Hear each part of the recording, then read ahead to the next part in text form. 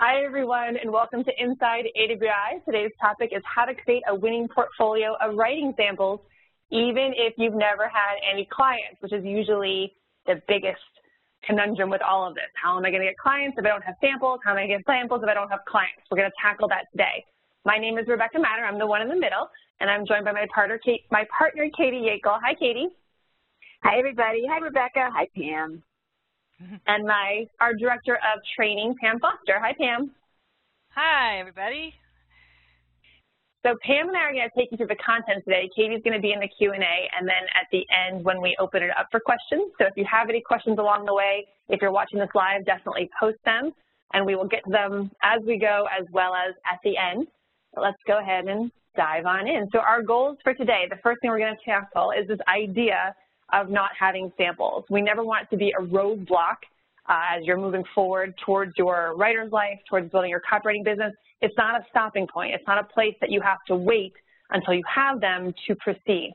That being said, we're going to show you how to get past it, but we're going to talk about samples, what they're used for, how to create good samples, how to get them if you don't have clients. We're going to go through 7 different ways that you can actually create your portfolio now, if you've had clients or not. We'll talk about how to present your portfolio. So when a client asks you for samples, how do you handle those questions? What if you don't have relevant samples? We'll tackle some different ways that you can navigate those questions. We'll talk about what to do when clients actually ask to see your work, and then we will wrap it up with questions at the very end. So let's dive in. Before we get here, the first thing I always like to do at Inside AWAI is make sure we are all on the same page when we talk about samples. So what is a sample? What is a portfolio? A sample is literally just a sample of your writing. It doesn't have to mean, it doesn't imply that it's from previous clients. It doesn't imply anything other than this is a sample of my writing. I can have an email sample, I can have a newsletter sample, I can have a website sample, whatever the sample is, it's basically saying to a client, here is a copy of my work. Here's something that I have written so that you can see if we're a fit. And a portfolio, just in case, and nobody knows, a portfolio is just simply a collection of samples. So you can have, if you think of the old days, like when people would go to ad agencies, you know, they would bring a leather binder full of their writing samples. Nowadays, it's all online. We're going to talk about that at the end. But a portfolio is just a collection of your samples in whatever form it might be. You might have a portfolio that's simply a folder on your desktop that you can attach to an email and send off. Your portfolio might be on your website, or it could be something printed out if you happen to meet with somebody face-to-face. But samples, just basic samples of your writing, portfolio, collection of samples. How do clients use them? The reason we ask for samples as clients is genuinely just to gauge your writing style. We want to see, do you understand potentially, do you understand our industry? What is the style and tone? How do you string words together? Do you write big blocks of text, or how clear is your writing? If you've taken any of our programs, especially the accelerated program for 6-figure copywriting, we're looking for things like that, clarity, power of one, a great idea, good research, things like that. We're just looking at them to see, like, is this writer a potential fit for us? Do they understand our industry? Do they understand what we are trying to accomplish, who our audience is, who our prospects are?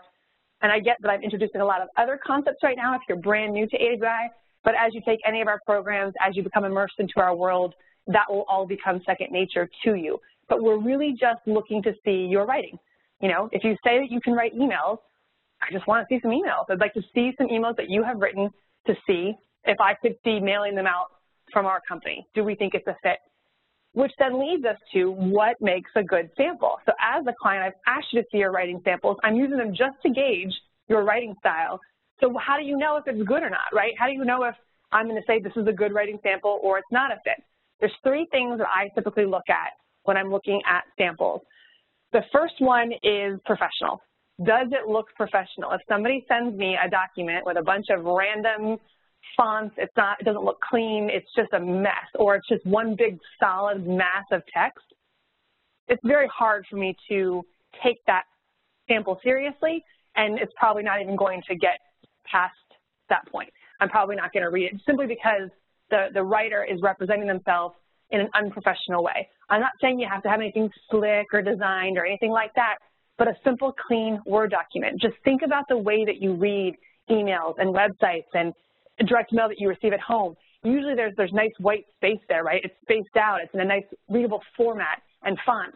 It's clean. It looks professional. So just make sure that when you're sending things, sending samples, sending documents to potential clients, take a step back and say, does this look professional? And that's the case with anything you do, your website, your LinkedIn profile, if you happen to do business cards, anything like that, you want to look through it from that professional lens. If somebody handed this to me, whether they were a doctor, a CPA, a lawyer, an accountant, any other service provider, would I look at this material and say, wow, this is professional, this looks good. You know, this person represents themselves in a professional way. You want that, so it needs to look professional. The second one is that it represents your best work. You don't want to send a potential client something that isn't truly your best, right? You want it to be the best that you can possibly do. So have it reviewed by other people, have it proofed by somebody else. It doesn't have to be a professional proofreader. Just swap with another AWAI member and say, can you look at my materials? I will look at yours. I want to make sure that I can't do anything else to strengthen this so that it truly is the best. So make sure that that quality is as high as it possibly can be for you, wherever you are at the stage of the game. And then finally, the best thing is if it happens to be relevant. I'm not saying you have to do this, and we're going to talk a little bit about this when we talk about ways to build samples, but ideally, if you want to write for me, for example, you wouldn't want to send me a white paper that you wrote on a software application that I have no idea what it is, or a sales letter that was selling investment trading. I'm not necessarily going to understand that market. I'm not necessarily, that might not necessarily be the fit for us. It might be super hypey where we're not hypey at all. You know, it really depends. So think about the relevancy of the sample that you're sending. A lot of times I get questions, especially in our website building program where we talk about samples and things like that. I get the question, well, I've written this book, I've written this fiction, I've written this poetry, would that make a good sample? And the answer is no. Unless the potential client is somebody interested in your fiction writing or your poetry, or they're hiring you to write that, that is not a relevant sample. So you don't want to send something to somebody that just doesn't represent what you can do for them and the needs that they have right now. So that's, to wrap it up, a good sample is, it's professional, it represents your best work, and it's relevant. If you're telling me I want to write blog posts for you, you should send me sample blog posts, right? If you want to write in the financial industry, you should create some samples that are targeting people who are in the financial industry. It will just make you get through to the client better, and will make them be able to really see what it would be like to work with you in their real world. All that being said, if you don't have samples, and this is that roadblock I was talking about at the beginning, you don't have to have them. You can get past this. You can still start working tomorrow even without samples. You don't need them. And we're going to show you a couple ways of handling those conversations at the end of this if you don't have them, because you might get off this webinar today. We're going to give you ways to build samples and to create them, but you still have to create them. What happens if a client calls you tonight? What happens if a client calls you tomorrow morning? If you've been through any of our marketing webinars from Inside AWAI, how to bring clients to you, hopefully you've got stuff out there right now. You could have a client contact you sooner. So we want to make sure that you understand how to handle that conversation, which we'll talk about at the end. But know that you don't need them. Most clients want to talk about their projects. There's a really good chance that they're not going to ask you for samples. If you have a good website, if you have a good LinkedIn profile, and you represent yourself professionally, you seem to know the industry, there's a really good chance that that's going to be enough for them and that they're never going to ask you for writing samples. If you're knowledgeable enough about their project and you're asking questions, you know, who is this going to? How are people getting to this copy before they actually read it? Where are they going after this page that I'm writing for them? If you're talking about their project, the chances of them needing samples is not as great, simply because they can tell that you know what you're talking about. Portfolios, I got this from Bob Live, portfolios are helpful, but they're not vital. So if you just think of a selling process and you trying to sell your copywriting services, if you have a portfolio, now you have proof of what you say you can do. But it doesn't necessarily, it's not needed to close the sale. So just keep that in mind so that there's a little bit less pressure on this. But either way, you can create them now, even without clients. And that's what we're going to, this is the bulk of this session today. So with that, Pam, I'm going to hand it over to you to kick us off. All right. Whoops. And now we're all going to work out. Everybody squat. Okay.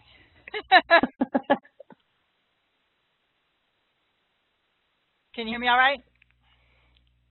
Yes, we can. Can you? Okay, I had a bit of a delay, and it made me terror go into my heart. Okay, so I've heard of a lot of copywriters doing this, and I have done this myself. If there's a client that you're, or a local business that you do business with, such as a fitness gym, I take my dog to the veterinarian, you might have a hair salon you go to, an accountant, anything like that, see if you can do some work for them. And you can offer it for free, and then in return for a great sample, maybe a testimonial, and maybe they might refer you or hire you to do more work for them. It's basically a model of helping them, but you're helping yourself. So it's not like you're really giving away something. It's definitely a mutual benefit, and you'll have an instant sample. So let's say you look at the website for your local doggy daycare, and it's just really bad. But you love the owner, you've gotten to know them, and you just say, listen, you know, I have some ideas where I could improve your web copy, and maybe it'll help you get more clients because I can put in your location on the pages and local information, which is really important. And they might be thrilled, especially if you're not going to charge them anything. And, of course, that turns into something that is a sample, a great relationship for your client, and, you know, a win for them, a win for you. It's really great. So family members, they may have a business. If you have a cousin who owns a local, you know, produce, independent produce store, it doesn't matter what it is really. Just to get started, if there's someone you already know that would be willing and open to having you do some copy for them, maybe direct mail or some emails or something, articles, that would be swell. I mean, that's a really easy place to start. And I know a lot of people who've done that. We had one member who had a fitness salon or fitness studio that she used to go to, and she said, can we do trade where I would write some copy for you and maybe my fitness fee that month can be waived, or you know, something like that. Or you don't even have to discuss trade. You could just jump on in and ask them if, hey, I'd like to try some copy on your website to help make it work better. Now, what small business person doesn't want to have their website work better, right? Or have more customers? So if you can show them through your writing how you can help them, again, that would be an amazing benefit for everybody. So that's one that I highly recommend thinking about in your own circle, whoever you do business with, or if you know someone who owns a business, offer to do that. Another idea is to do work for a charitable organization that you feel strongly about and want to get behind. There are so many. I actually do free copywriting for my local town, downtown revitalization effort called Main Street Saco, Maine. And they have a website, and it doesn't have the word Saco, Maine in there. So when I first found them, I said, I could help you with your website. And it's a way for me to get to know some people in my town because I just moved here, right? So they love it that I can help and I know what I'm doing. I love it because it helps me get to know some people and get to know what's going on in town. So that's really what I decided to go ahead and do. Again, I'm not just giving stuff away and devaluing myself. There's value in all of this. Having a sample, building relationships, and which might lead to work. So I highly recommend that you look into anything that you can help them, and again, you're helping yourself. If it's a personal cause you're passionate about, go ahead and see if they could use some articles or fundraising mail or anything that you could write for them. Also, local events and supporting local artists or local meetings, local fundraising efforts for the school or anything like that. And then support someone in need. I'm sure many of you have heard of GoFundMe.com, which is a website you can set up to raise money for someone in need. Let's just say someone has a medical issue and they're having trouble with their bills. They usually can set up a website to try and get donations from friends and family and people in their world. You could help write that page to make it more convincing or persuasive or, you know, stronger to get those donations. What a great way to help someone and create samples for yourself. Then the next one is promoting your services. So what's your first sample? Well, your website is a sample of your writing, or the way you describe yourself on LinkedIn, or the way you put together an email that you send out to people in your network. That's all a sample of your writing. So why not make it the best possible example there is, and you control every bit of it. You won't even have a client over your shoulder telling you what to do. You write what you want, and you make it wonderful. I found this on LinkedIn. I don't know Lauren, but I love her description of how she explains that she's a food writer. It says, imagine luxurious 5-star cuisine on a veranda overlooking the crystal water, a glass of vintage Chardonnay in your hand, or breakfast at the hometown diner, sitting in the booth with the smell of golden brown potatoes popping and sizzling in the pan. Food is an experience, and then she goes on to say how she writes in that industry. What a great demonstration of how she paints a picture with her writing skills, right? You can do that. That's a sample. So think about how to create materials to market yourself using your writing skills. You might create a sales letter that you'll send out to a collection of prospects that have been in your network from your past career, for example. Or an email you might send to friends and just ask them to, could you think of anyone who runs a business who might be able to use my services? But make it a great email that's interesting and maybe even fun, and a great sample of how you would reach out an email. Your LinkedIn profile, again, like Lauren's here, is spectacular. That's a great place where you can start connecting with different colleagues and contacts in the industry. And when they come to your page, they'll see, whoa, here's some awesome copy. And then again, your freelance site is an incredible example. I have a joke I use all the time. I work in SEO copywriting, search engine optimization, which is helping people find my website on Google.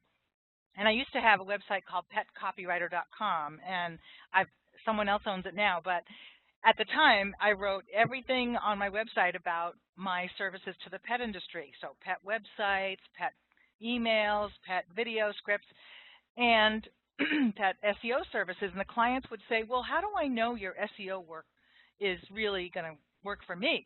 I say, well, how did you find me? I typed in pet copywriter or pet web writer, and I'm like, see, it works. Ta-da! So your own website should be a great example. So that's easy. You can do that right now, tomorrow. You don't have to wait for anyone to do your own self-promotion stuff. Now I'm going to pass the ball back to Rebecca so she can keep going. I love that story. That's awesome. Like, what a great way of proving that you know what you're doing.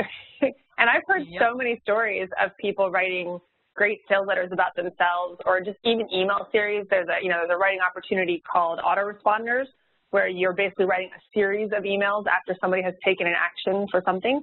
And so they'll write autoresponders selling themselves, but basically it's demonstrating to potential clients who visited their website how they would go about selling their services and their products.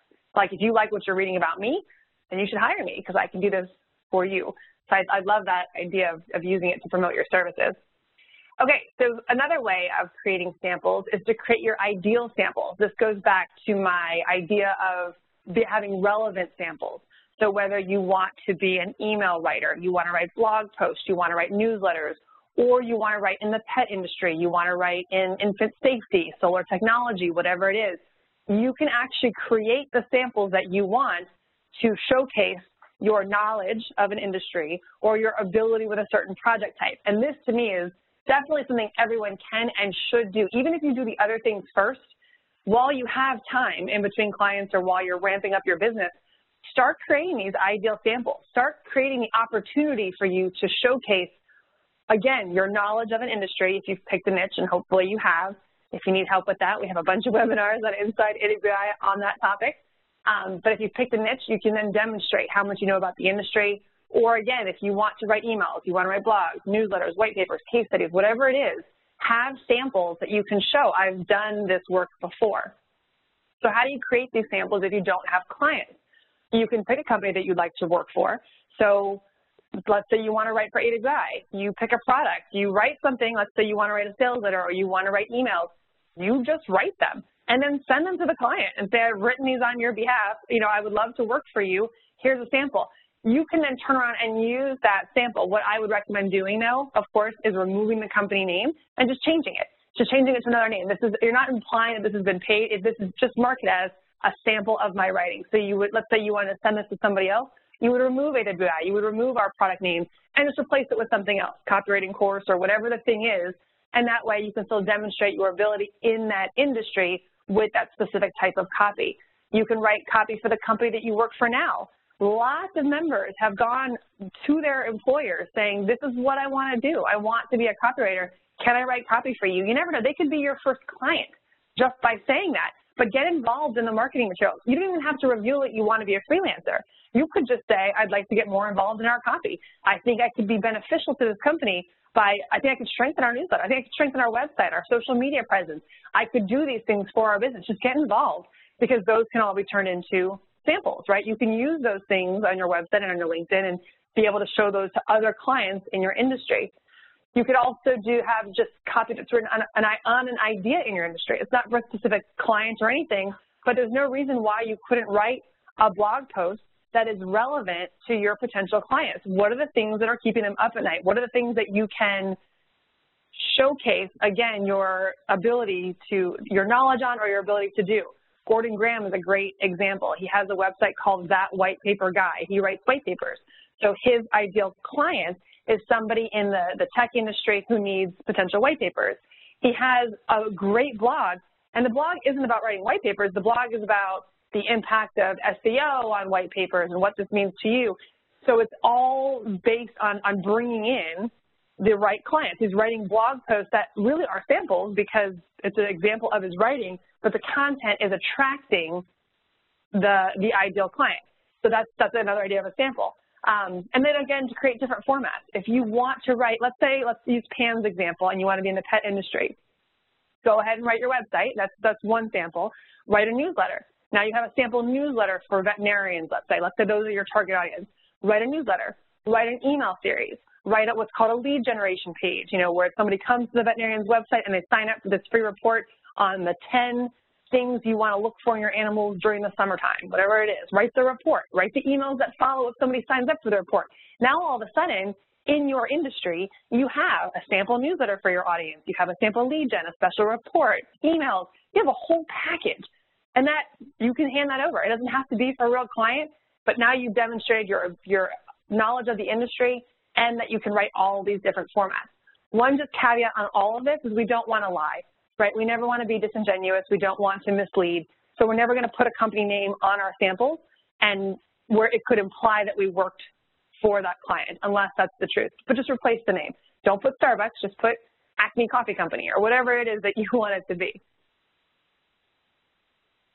So then we get to number 5, which I alluded to in the last one, but that's to start a blog. A blog is oftentimes misunderstood, though, with its intention. You're not writing to other writers about writing. You're writing to your ideal audience. So using Gordon Graham's example, he was writing a blog post on the effectiveness of search engine optimization on white papers in the tech industry.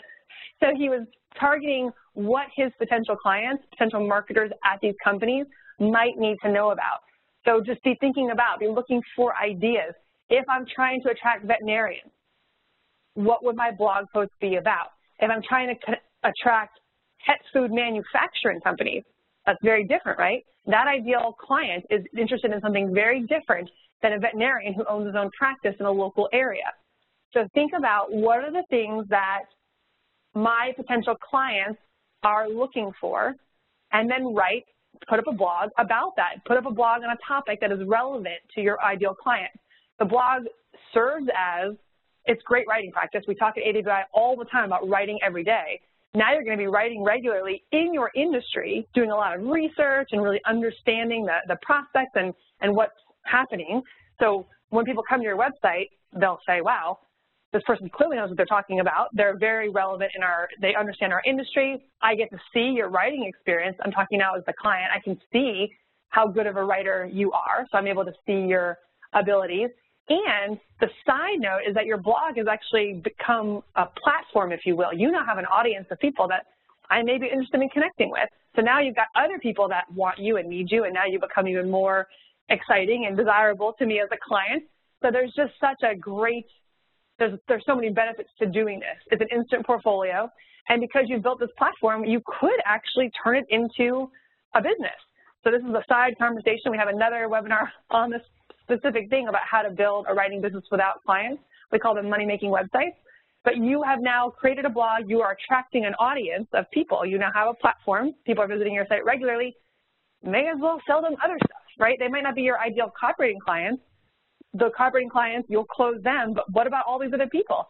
Maybe you sell them ebooks, maybe you sell them products, or you create leads for companies in your industry that are willing to pay for those leads. There's lots of different ways that you can monetize the website. So that's just kind of an extra side bonus there with starting a blog. Rebecca? Yeah. If you can go back to the blog just for 1 second. Sure.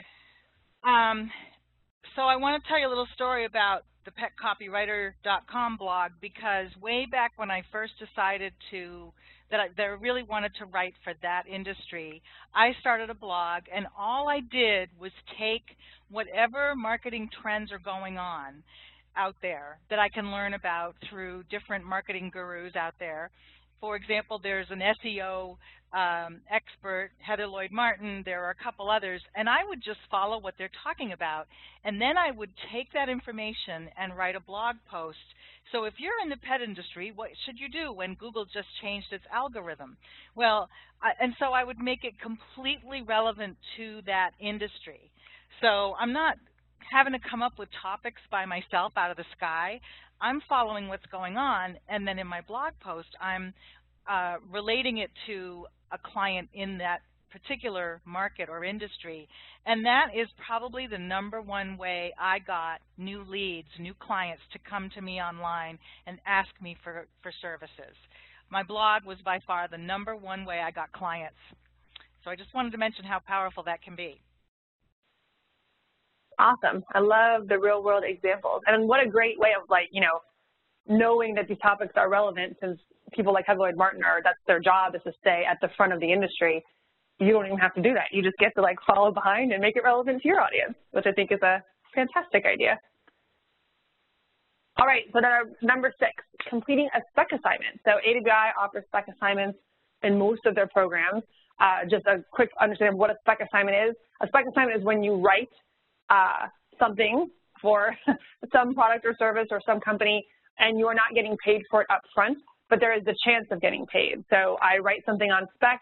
It means that I send you my email, and if you like it and you want to run it, or my article, then you pay me for it. So you're writing on Spec.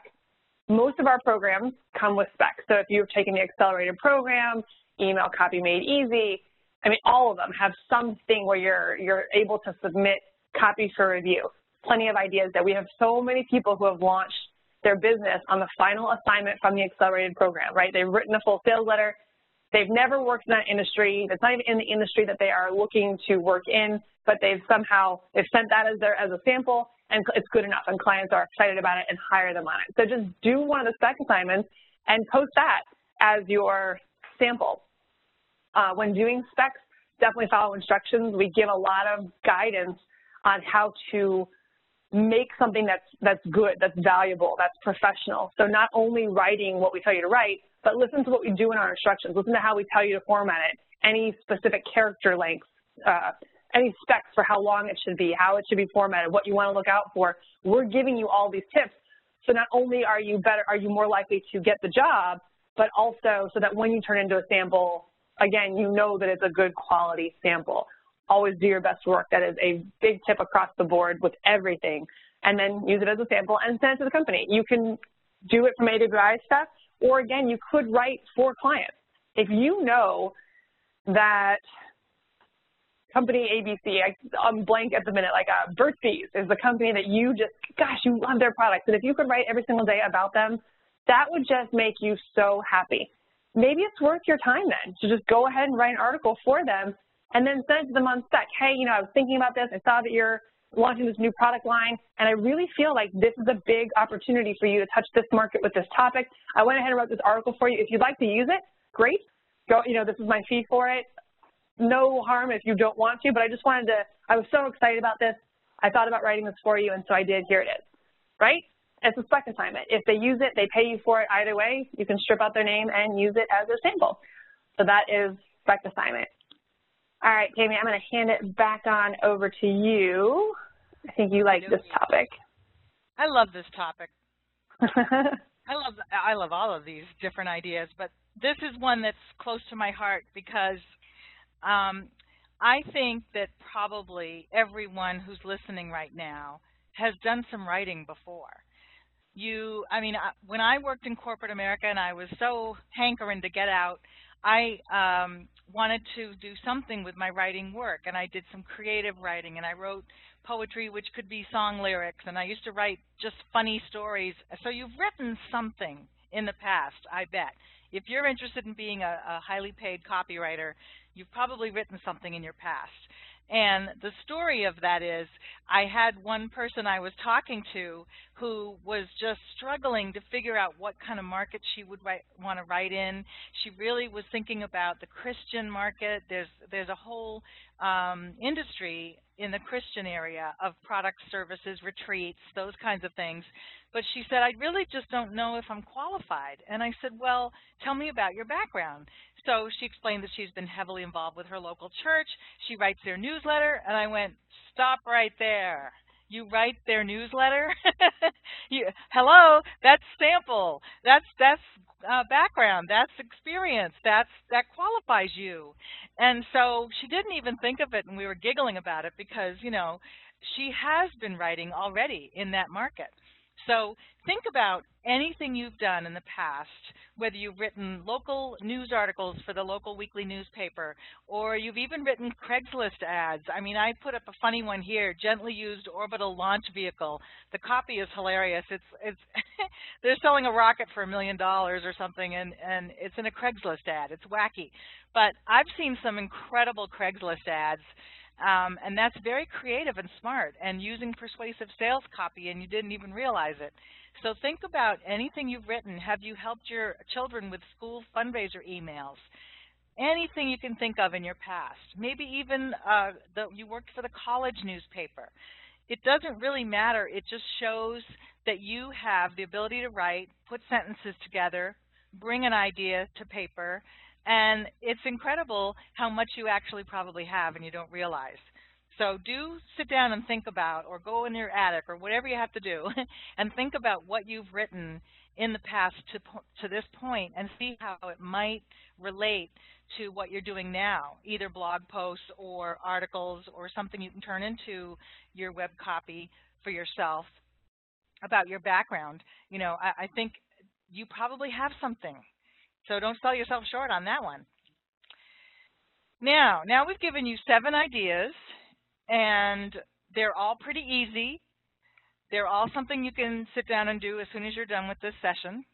I promise you can if you're motivated and these have given you ideas. But how to present it? Well, here's the great thing. Clients aren't generally looking for gobs and gobs of samples. They really aren't. They don't have time. They just want to see a couple of examples that show that you've got the goods, that you know how to write. So don't worry so much about having every kind of sample under the sun. Just keep it simple. Have a handful, have a couple. It doesn't matter. It's just really clients want to know you are a writer and that you're qualified to help them. And make it easy to view. So Liz Farr gave me permission to put her website up here. She is an accountant, a lifelong accountant who has finally broken free from doing annual tax returns. And she's so happy because now she writes for that market. And her samples page is quite simple, I noticed. There were only 5 samples on there. So I emailed her and said, Liz, tell me about this. Why is it so simple? And she said, well, that's all they need. I mean, they don't really go beyond that. They find my website, they see that I've been writing in the industry, and they're ready to talk to me. So she will sometimes send them other samples that are maybe a little more relevant to specifically what they're looking for, such as emails or a video script or something like that. But honestly, when they first look at a website, most clients will just be like, okay, this is professional. I see some samples here. I'm good to go. I'm ready to talk to this person.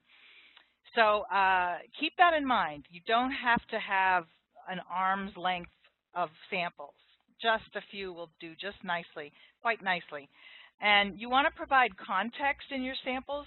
So if on your website you want to say who it was for, if it was for a client, or if it's not for a client, if it's for something you're doing, just give them some context. Like I wrote an email series for a fundraiser for my child's school. Ta-da, that just gives them context as to what it's about. If you send it in an email with a PDF attached, I highly recommend PDFs, because then if you have you avoid any wonkiness with Word documents, like the client may not have the same version of Word as you, so what you sent them might look weird. Just make a PDF. Everybody has PDF. That'll make it a lot easier. Somebody asked that question, and that's the answer. Yes, use a PDF if you're emailing samples. But when you email it, just don't fling it to them with no message. Include a message about what the purpose of that sample was or who it was for. You know, just give them some context. And then niche, we've talked about niche, and what we mean by that is you're writing for a specific industry. For example, I know Les Worley, one of our members, writes for the software industry, specifically business to business. And so his whole website and all of his samples are about that. They're helping business-to-business companies market themselves or get clients or customers, you know, sell products. You might want to be in the wedding industry because that's something that's a passion of yours. Well, your samples should be in the wedding industry, whether you find someone you know in the industry and you write for them, or you start a blog about marketing in the wedding industry. It's really great if you want to go after certain kind of clients to have samples that completely match what they'd be looking for. And believe me, today, clients are looking for writers in their industry. If you go on job boards like Simply Hired and you type in copywriter, you'll see all the job listings generally will include a mention of experience in our industry is a must. Like I've seen everything from sailing website copywriter to retail copywriter to sports and fitness. They want writers who understand their industry. So that's why choosing a niche is really good. And it helps you write samples that are very focused. So it's a lot of fun. So that's how you should present it. You could email it to them or have it on your website, and you're good to go. Now, when a client asks for samples, assuming you've created a couple based on our presentation today, again, it's good to either send them a link, but also respond by email first. So I wouldn't just say, oh, go to my website and see the samples there. I would say something more robust in the email message like, oh, I'd love to show you samples of my work. I've been focusing on this industry. I'm an expert in writing blog posts, or I have experience in writing blog posts if that's what the client's asking for, and then link them to your work, because context is everything. And the more you can help the client see you as a perfect match, the better. So you get control of that email message. You get to say, hey, I'm a perfect match for you because I've been a sailor for 20 years. I know all about boats and sailing gear and all the stuff you have to know. I'm the perfect person for you if you're looking for a sailing blogger for your website. Ta-da, they'll love you. They won't even look at anyone else, believe me. And then if you don't have links yet or you prefer to send a PDF, that would be the way to go through that email. Rebecca, Katie, do you have anything to add to that about when clients ask for samples? Because you see that a lot too. No, I think this is good. I mean, I always think it's a good idea to resell. You know, you always want to close the sale at every turn. Mm-hmm. If somebody's asking you for samples, they are on the hook. So they are looking to say yes. And at this point, a sample is really just permission for them to say, yes, I want to hire you. So if you just think of the sales process and where they are in their mind at that time, they're right there ready to say yes. So your sample's job is to just push them over and give them permission to say yes. So you always want to ask them for that yes at the time that they're asking for the samples. Okay, great. I'm changing the ball back to you, Rebecca, to wrap it up, and then we go into Q&A. Excellent. So I have two things I just want to touch on. So what happens when a client does call you, though, and you don't have any relevant samples? So they've asked you to do a case study, but you've never done a case study before. Here's an example from Steve Sloan-White. So you haven't done a case study, and you don't have any samples like that, but they're asking you right now. This is something that you could say. I haven't worked on this specific type of project yet. However, I'm confident I can put together an excellent case study for your company, and here's why. I've written several email newsletter articles for similar clients which require the same set of skills, interviewing customers, telling a great story, and effective copywriting. So your case study would benefit from my experience in those areas. In addition, I'm familiar with the format and know how a case study should be written. And at this point, you can even reference, I've taken training from AWAI, whatever. But if you just look at the middle of this, what they're doing, I know that it takes interviewing customers, telling a great story, and effective copywriting. As a writer, I've now proven that I understand what a case study is and that I know the formula of one. And this response in and of itself is well written in a very professional manner. So this is a great way of tackling, I don't have a specific sample like that, but I know that I can do it, and here's why. So this is a great example. This is an article, no writing samples, here's a solution. All the links that you're about to see will be clickable in the PDF of the slides that we'll post with the playback. That will go out to you on Monday. So there's one way of handling it. Another one is if you're brand new and have no writing samples at all, I'm very familiar with the project or your industry, whatever is the right answer here. And I'm confident I could do a great job, but I don't have any relevant samples to show you, and actually would prefer to show you something that targets your specific audience, written in your style and tone. What this implies is that I might have experience in other formats of copy in other industries, and my samples right now just aren't relevant. Like if I was going after, I have tons of AWAI writing samples. This is me personally, right? I understand the AWAI audience. I understand AWAI. I'm comfortable writing in the space.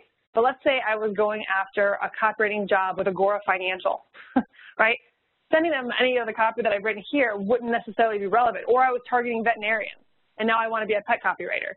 Again, there's not a lot of relevancy there. But I could say to them, your audience is very different than what I've written for in the past, but I'm very confident that I can do it.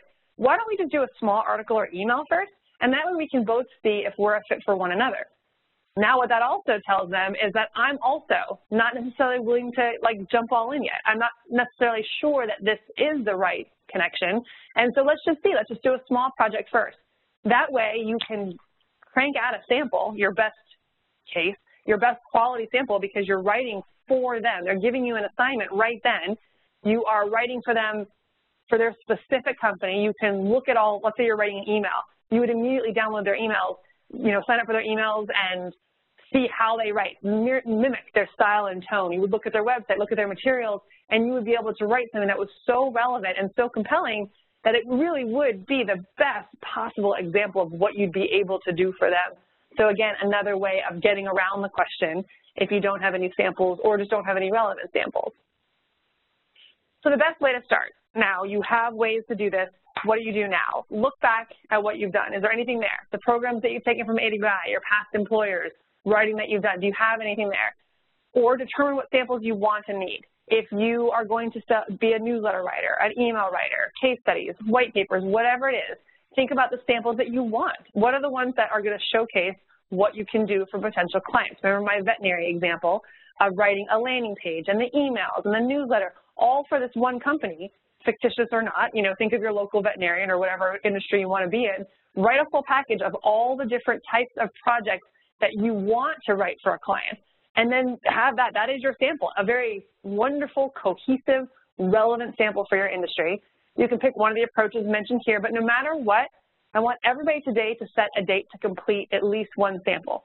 So whether that's by next Friday, whether it's a month from now, spend the time when you get off this webinar. If you're here, I'm guessing it's because you don't have samples. So when you finish this, I want you to write a date down, put it on a sticky note, and put it on your, whether you use a Google Calendar or your notepad, stick a sticky note on your computer screen, whatever it is, and commit to it. Pretend this is an actual assignment from a client. I have hired you to write a case study. It is due in 3 weeks. Whatever the sample is, I want you to put yourself in that mindset.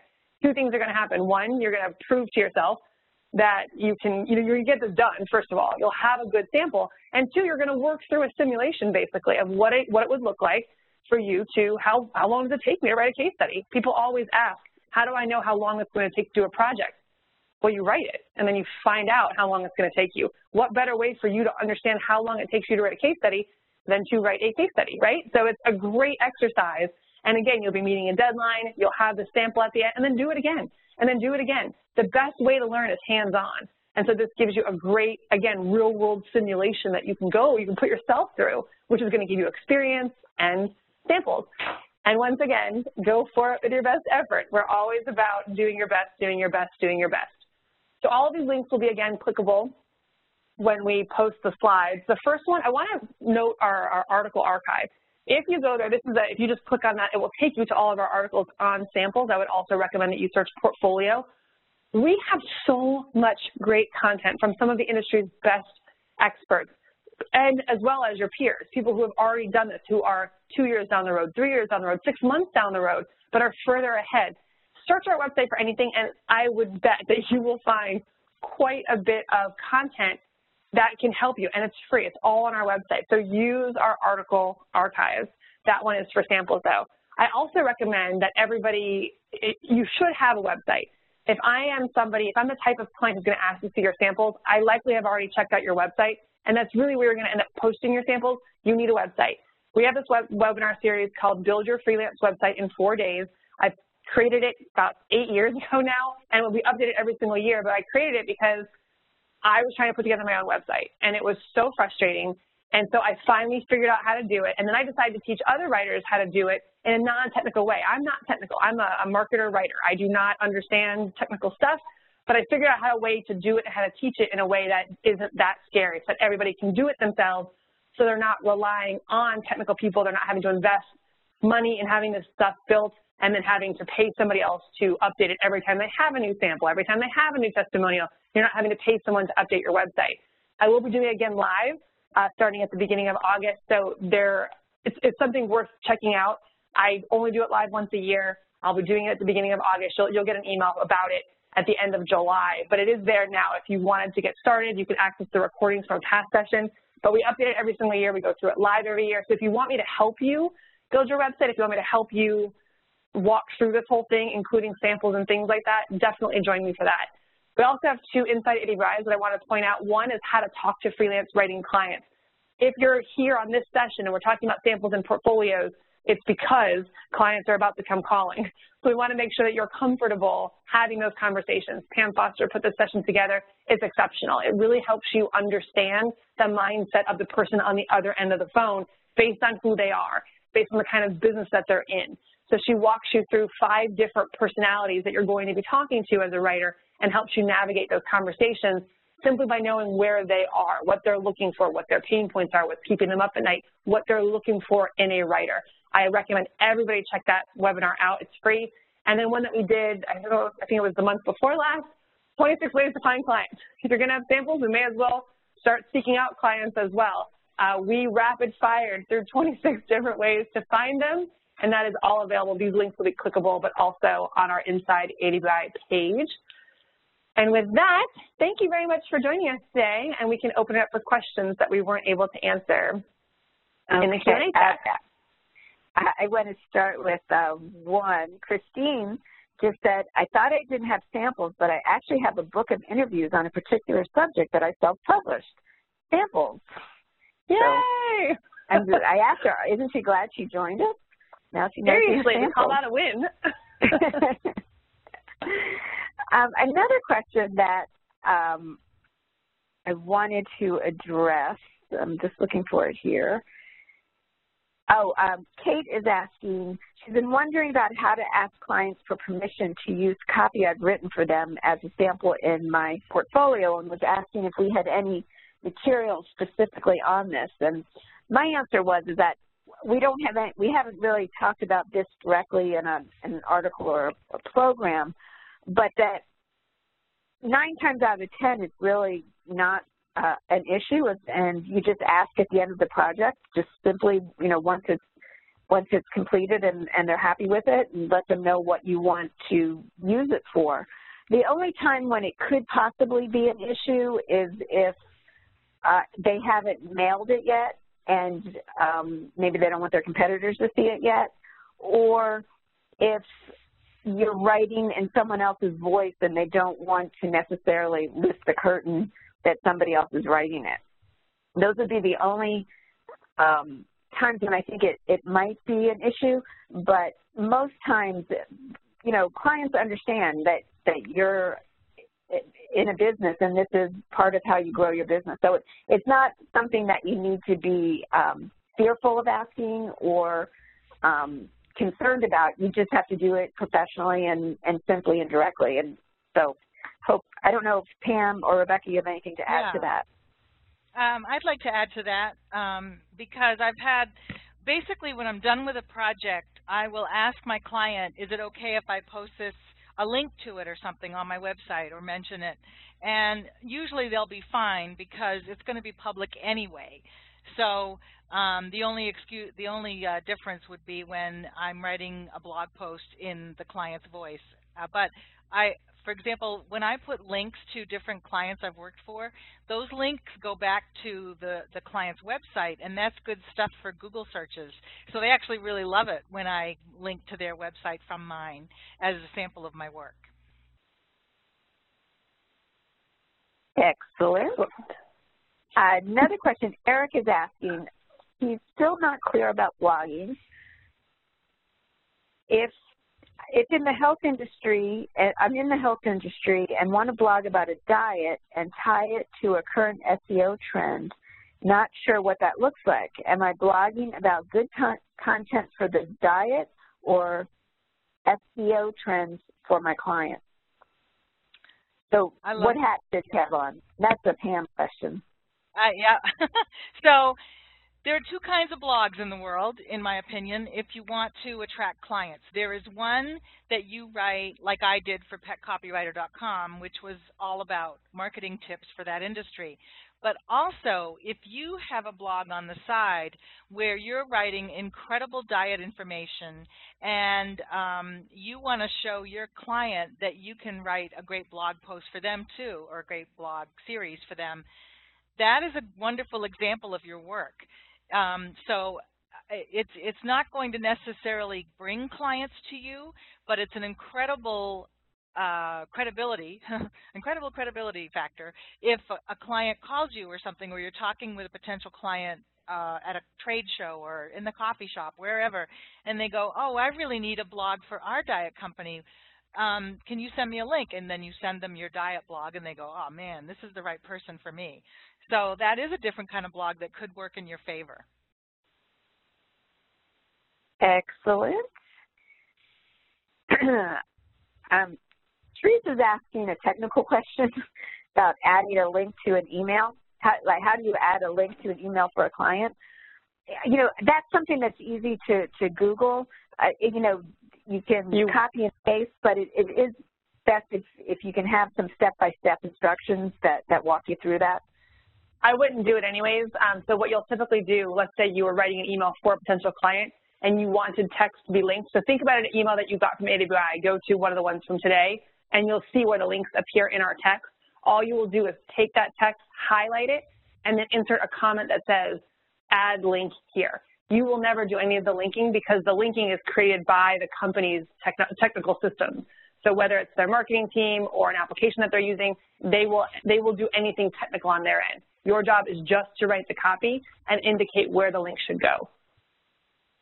But I have something to add to that. She might have been asking also, like, if I'm a new writer and I'm emailing a potential client and I want to include a link to my samples, how do I do that? I think that might be what she's asking too.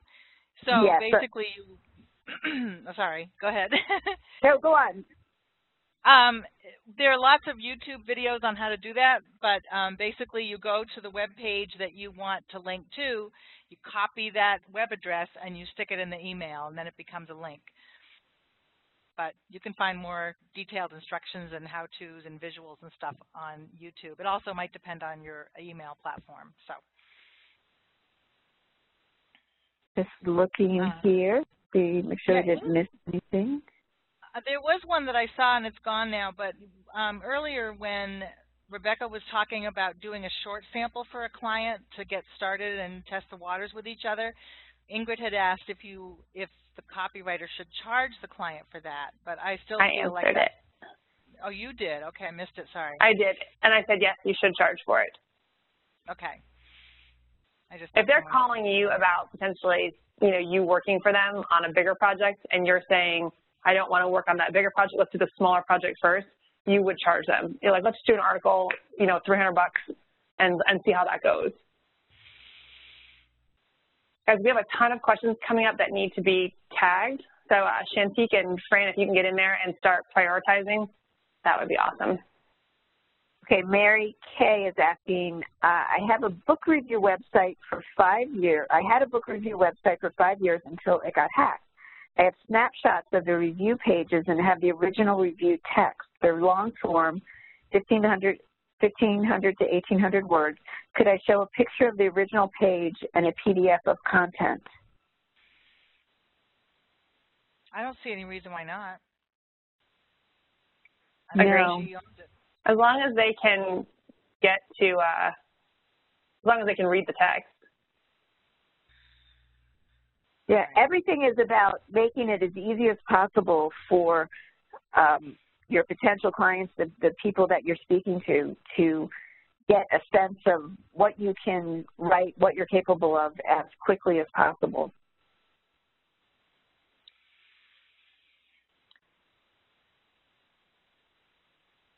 Jean is asking, is writing for magazines or travel sites different? My answer would be not really.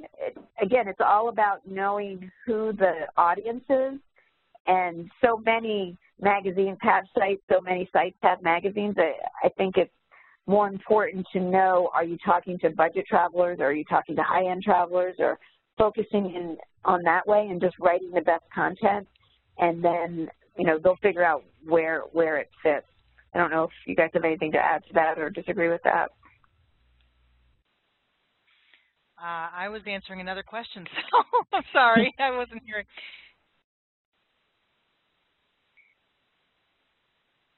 I don't have any.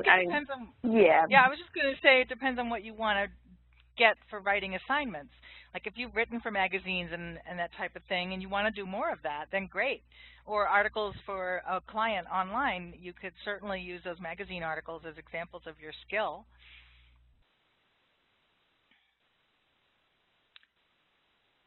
Let's see now. Do we offer other training on creating samples? Not really, because it's covered so much in other programs.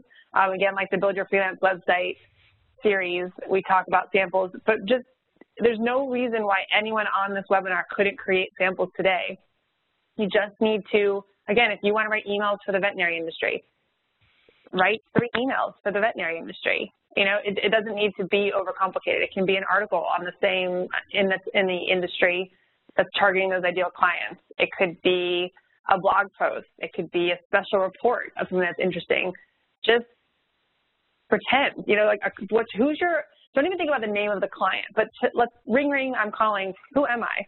Who is your ideal client, and what project are they offering you? Like, what would make you so excited that this is exactly what I want? Pretend that actually happened. What would they say? What would the project look like? How long would it be? What would the topic be? And then just write it. That's the best way of creating a sample that you're excited about, that showcases your best work. Just put yourself through your own simulation, if you will. Now, we do have other programs like, we have a program called Badges. It's not offered all the time, but it'll be, I think it's coming out open again in August, where we do walk you through. Badges is like we go through an 8-part simulation where you're basically writing ads, landing pages, emails, funnels, video scripts, social media campaigns. And so we teach you how to do it. We walk you through the training, and then you are given a real assignment. You take a quiz on all the information that you just learned to see that did you master the concept, and then we give you a real assignment that basically says, here's the client, here are the specs of this assignment, the specifics of what the client wants, and here's your instructions. You then write it, and then you send it in for review. If you pass the quiz and you pass the writing test, the writing portion, that sample part, then you get a badge that basically says that you've been verified by AWAI as an email copywriter. You've been verified by AWAI as a social media writer, which you can display on your website. And then all of those pieces are samples. So not only do you have the badge that proves that you have that skill set, but you also have the sample that proves that you have that skill set as well. So I guess actually that is a great program for creating samples for those of you. Also, you'll see training from time to time. There's a training by Steve Flownlight that's coming up where he's agreed to do it one more time this year, where he'll walk you through, if you're B2B, he's going to walk you through the top 12 B2B projects that you could expect. And part of the promise in that program is that you walk away with 5 samples. Nick Usborne does one for the web. We have a few opportunities like that. So I guess I answered it incorrectly. We do actually have other programs that walk you through creating samples, but not talking about creating samples. They actually have you creating real samples. Rebecca, could you put back to the page that has the link to the 26 great ways of getting clients? Yeah. Somebody was just asking about what's the best way, you know, email or person or whatever. And this program is just priceless in that it shows you 26 different ways that have all been proven to work. You hear from a wide range of people at various stages of their careers who have all had success with their favorite. I highly recommend it. But it's like anything, you know, you have to test the waters. You have to try things. You know, there is no one way of accomplishing this. And you have to be flexible and willing to try different things. Mary Kay loves the badge program, FYI. All Yay, right. Mary Kay. I see a question Mary Kay asked about handling prior writings that contain proprietary information. Oh, you've got it answered here, Rebecca. But if you have a different answer, yep. All I was going to say is it depends on where it lives. If it's behind like a login wall and only the client's members can see that content, you definitely would want to either ask the client or just don't have it on your website at all. Because, yeah, it's proprietary for a reason, so it might not work out to be a sample for you. Or Rebecca suggested maybe you can strip it out, too.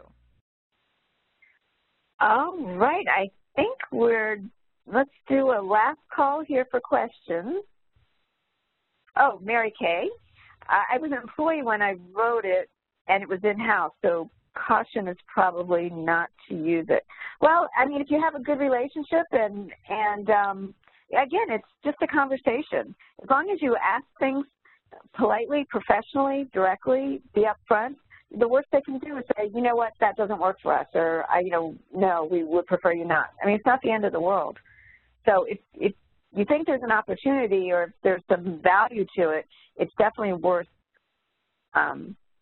pursuing. Oh, Jim is asking. I'm trying to find it. I don't know where it is. We missed the question. Does anybody see a question from Jim that did not get answered? There's so many. Chantique, everybody start scouring for Jim and see. Otherwise, Jim, in the meantime, just retype it and make sure it comes to, type it exactly how you just typed your last one, because that one did come to all of us. We're scrolling through all 94 questions right now. It's like a game. Who can find it first? No, I see questions asked by him, but we did answer them, so I'm not sure. Lisa, you're asking in the chat, just while they're looking for Jim's questions, marketing yourself. I would recommend starting with our Inside AWAI webinars. So I'm going to post that in the chat right now. We have so much free content first on marketing yourself. Start there to really get a good understanding as to what that is, what that means, all the different ways. But then, yes, we do have 2 great programs. One is the one Katie was talking about. It's the 26 different ways to get clients. It's introvert, extrovert, no matter what your personality type is, your comfort level. We have specific how-tos on landing clients, like if you want to do cold calling, if you hate the idea of cold calling, if you want to do websites or becoming an expert or going to trade shows or writing emails. Like, we have 26 different ways, and we had experts who are using those methods effectively walk you through step by step. But again, start with our free content. That's a good place to start.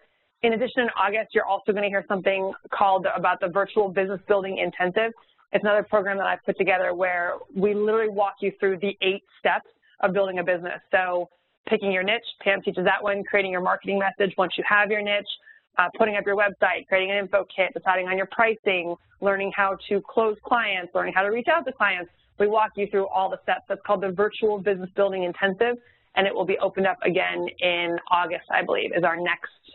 We only do it, we usually do it once a year, but I think this year this will be our 2nd time doing it. But again, start with the free stuff in the meantime. Sorry about that. This may be Jim's question. I had prioritized it. Jim, hopefully it's the Jim, is asking, what is your definition of a copywriter? Necessarily writing to persuade. And my answer was someone who persuades through the written word, gets readers to take an action. Rebecca, Pam, I don't know if you have anything to add to that. No, that's pretty much it. I mean, yeah. I got another one from Jim that just showed up at the bottom, so I'm guessing this is his latest. Should I put samples that have not been published? I have 2 blog sites that I could mention. Again, it all goes back to relevancy. No matter what it is, if you think that your ideal client could gauge the effectiveness of your writing for projects that they have, then post it. So if it's, you know, a blog site about dogs, about dog grooming, and you're trying to land a client who is wants you to write an investment newsletter, it's probably not relevant, right? They're not going to be able to see if your writing style would be effective for them. Same thing goes with the website, everything else. If it sells you to your ideal clients, then do it. If it doesn't, then leave it off. Like when you're writing your about pages, even past clients, like if it's just not a client that really represents who you are today, it was a yoga studio, but again, now you're the serious alternative health copywriter, or actually that one is relevant. Yoga studio, and now you want to be a solar technology B2B copywriter, right? It's very different. So you just want to think to yourself all the time, does this sell me? Is it relevant to the person I'm trying to attract, which is your ideal client? We talk a lot about ideal clients in our free webinars. If you just go to Inside AWAI and you scroll down to the business building section, you'll see quite a few webinars. How to 7 ways to attract clients to you, 5 ways to get your foot in the door. And again, you'll see a common theme is the ideal client. Who do you want to target as your ideal client?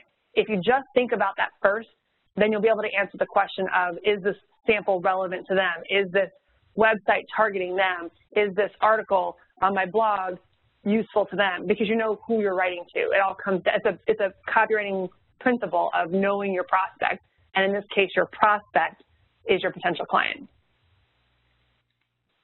Great. David is asking if we're familiar with a company called ClearLink. I'm not, and Pam answered that she is. Rebecca, I don't know if you are. I don't know what it is. I'm not familiar. Is there something related to it? That was like as far as I don't know.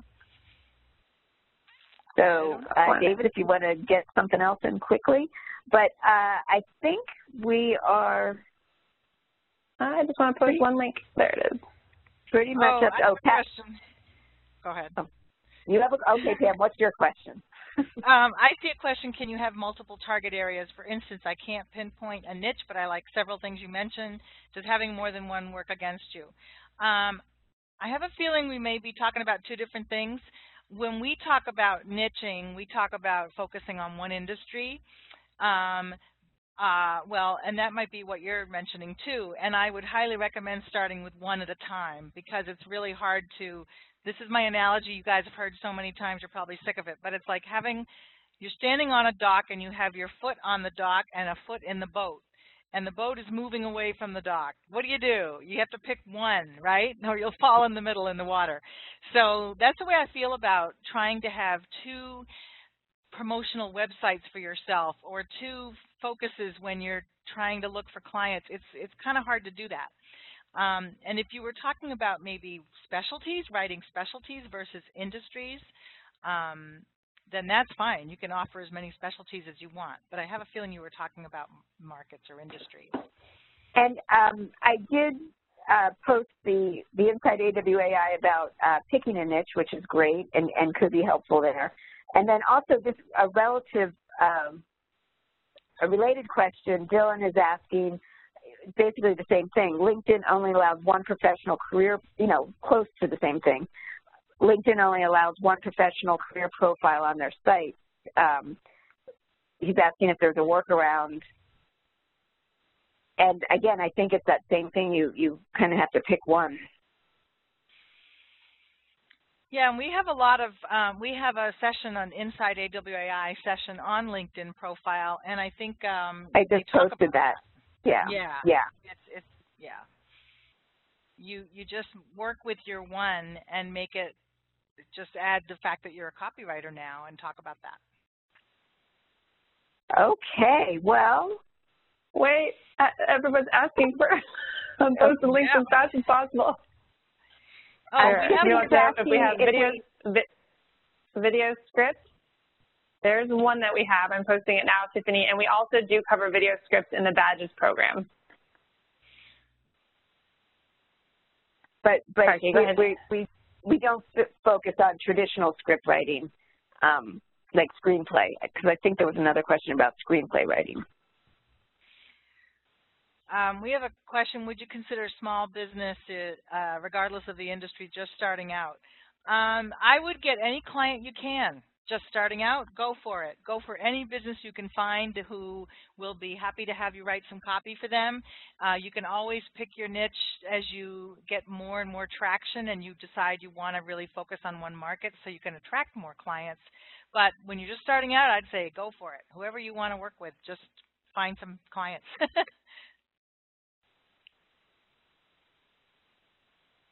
At the same time with that, I would just add that eventually you will outgrow them.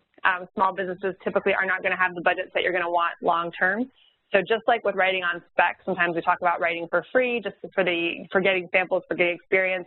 You know, kind of give yourself a limit on that. I'm going to do it 4 times, and then once I have 4 samples, that's it. That's my marketing strategy. And then I move on to strategy 2, which is now using those samples and leveraging them for paying clients.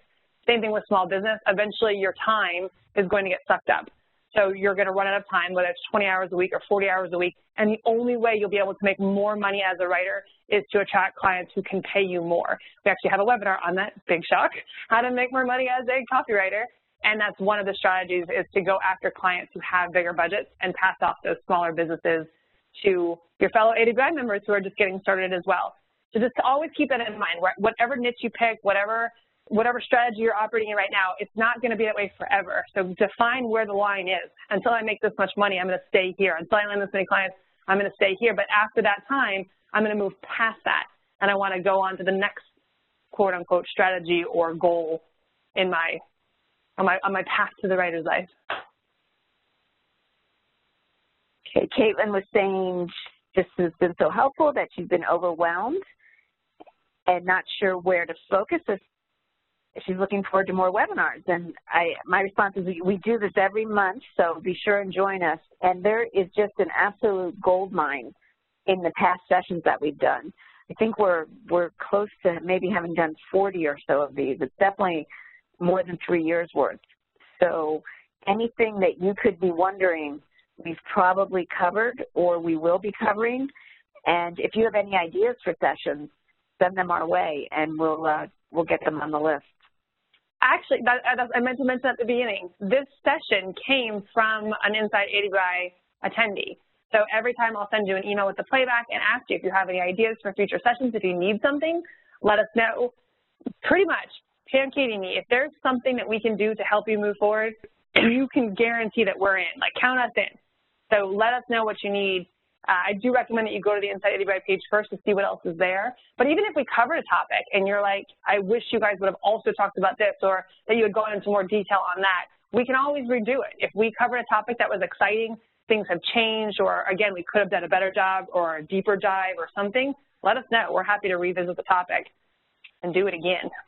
And I even recommend re-listening to ones that you've listened to already. Especially like if you're listening to it live today, you're going to get an email with a link to the playback. You're going to see the slides, you'll see the Q&A, and you will pick up different things when you listen to it the second time, especially if you've been busy in the Q&A. You know, that is a little bit of a distraction, as great and as fun and useful as it is. When you go back and really just focus on the content and the advice that's being given, new ideas are going to percolate. You'll just understand things in a different way. So know that these are great resources for you. All right, ladies, I think it's time to call it. Call it. All right. Well, thank you, everybody.